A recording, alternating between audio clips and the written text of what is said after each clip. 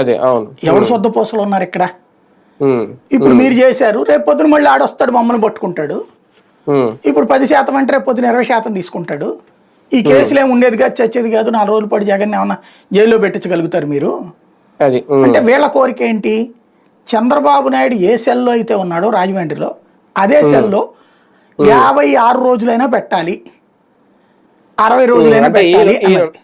ఎన్ని రోజులు ఉన్నాడా అన్ని రోజులు, అంతకంటే ఒక 5 రోజులు ఎక్కువ ఉంచాలి, ఎక్కువ పెట్టాలి, 60 రోజులు ఉంచాలి. అంతకన్నా ఎక్కువ రోజులే ఉంచారు కదా సార్, గతంలో 16 నెలలు ఉంచారు కదా. అప్పుడు వీళ్ళు చంద్రబాబు వాళ్ళు మాకు సంబంధం లేదంటున్నారు కదా, అది కాంగ్రెస్ అంటున్నారు కదా. జగన్ ఏమో తనని 16 నెలలు జైల్లో పెట్టింది కాంగ్రెస్ అయినా పెట్టించింది చంద్రబాబు అనే నమ్మకంతో ఆ కోపం జగన్ తెచ్చుకున్నాడు. వీళ్ళు ఏమంటారు, అప్పుడు సోనియా గాంధీ కోపం వచ్చి జగన్ అరెస్ట్ చేశారు కానీ మాకేం సంబంధం లేదు, మా చంద్రబాబుని అన్యాయంగా అరెస్ట్ చేశారు కాబట్టి అదే అరెస్ట్ జగన్ చేయాలనేది వీళ్ళ ఆలోచన. దానికి అనుగుణంగానే ఇప్పుడు కథ నడుస్తుంది.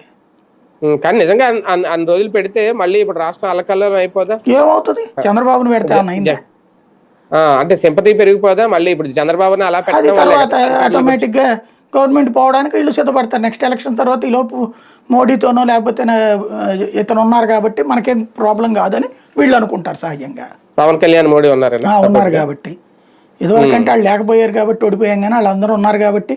వాళ్ళు ఉన్నప్పుడు బీజేపీతో పొత్తు పెట్టుకున్నప్పుడు 99లో గెలిచారు, 2014లో గెలిచారు, 2024లో గెలిచారు.